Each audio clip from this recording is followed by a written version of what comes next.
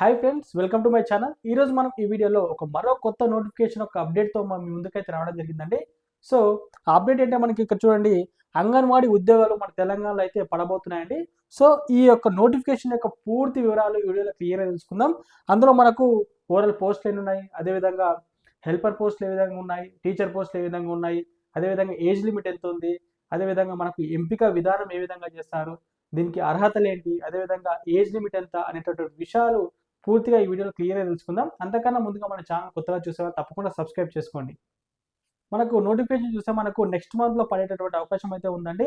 So దాని యొక్క వివరాలు చూస్తే ఇక్కడ చూడండి, ఇక్కడ మనకు ఓవరాల్గా మనకు టోటల్ పోస్టులు వచ్చేసి మనకు 14,236 పోస్టులు అయితే పడడం అయితే జరుగుతుందండి. అదేవిధంగా అంటే కొంచెం అటు ఇటు మనకి ఎగ్జాక్ట్ అయితే ఇన్ని పోస్టులు అయితే మనకి ఇచ్చారు. అదేవిధంగా చూడండి, ఇక్కడ అంగన్వాడీ టీచర్స్ వచ్చేసి మనకి ఇక్కడ 6,399 పోస్టులు అయితే పడబోతున్నాయండి. అదేవిధంగా ఇక్కడ చూడండి, అంగన్వాడీ హెల్పర్ అంటే దానికన్నా కొంచెం కింది స్థాయి అండి. వాళ్ళకి హెల్పర్గా మనకు 7,837 పోస్టులు అయితే పడుతున్నాయండి.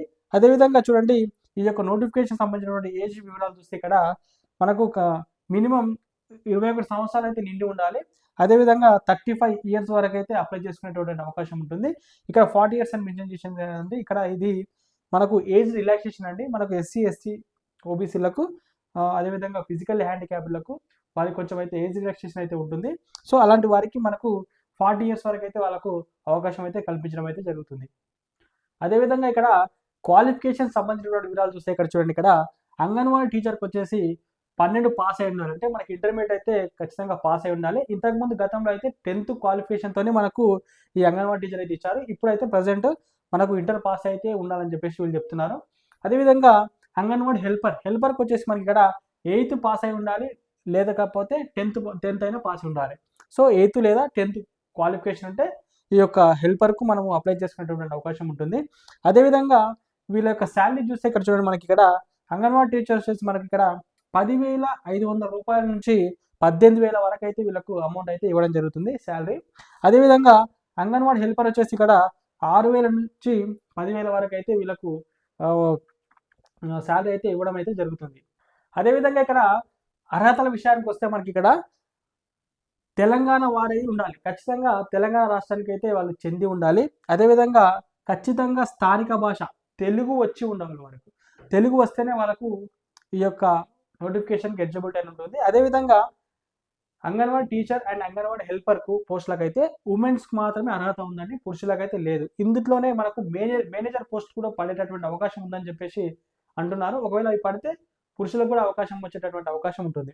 అదేవిధంగా చూడండి, ఇక్కడ ఎంపిక ఏ విధంగా చేస్తారంటే మనకు అంగన్వాడీ టీచర్కి వచ్చేసి 12వ తరగతి ఇంటర్మీడియట్ మార్క్స్ ఎవరైతే ఎక్కువ ఇస్తాయో వాళ్ళకు ఈ షార్ట్ లిస్ట్ చేసి ఈ యొక్క అంగన్వాడీ టీచర్ ఉద్యోగం ఇచ్చేటటువంటి అవకాశం ఉంటుంది. అదేవిధంగా అంగన్వాడీ హెల్పర్కి వచ్చేసి మనకు 10th లేదా 8th పాస్ అని చెప్పుకున్నాం కదండి. అందులో ఎవరికైతే మెరిట్ మార్క్స్ ఉంటాయో వారిని అంగన్వాడీ హెల్పర్గా సెలెక్ట్ చేసేటటువంటి అవకాశం అయితే ఉంటుంది. అదేవిధంగా ఇక్కడ చూడండి, నెక్స్ట్ డాక్యుమెంట్ వెరిఫికేషన్ అనేది చేస్తారు. మనకు మెమోలు, అదేవిధంగా క్యాస్ట్ సర్టిఫికేట్ వాళ్ళు ఏమేమి ప్రొవైడ్ చేస్తారో సో అవన్నీ సరిగ్గా ఉంటే వాటి రెండింటిని టాలీ చేసి మనకు షార్ట్ లిస్ట్ చేసి మనకు ఉద్యోగం అయితే ఇవ్వడం అయితే జరుగుతుంది. అదేవిధంగా చూడండి, ఇక్కడ ఫీ వచ్చేసి మనకు ఫీ అయితే ఎలాంటి ఫీ అయితే వీళ్ళు చెల్లించాల్సిన అవసరం లేదని చెప్పేసి వీళ్ళు చెప్తున్నారు.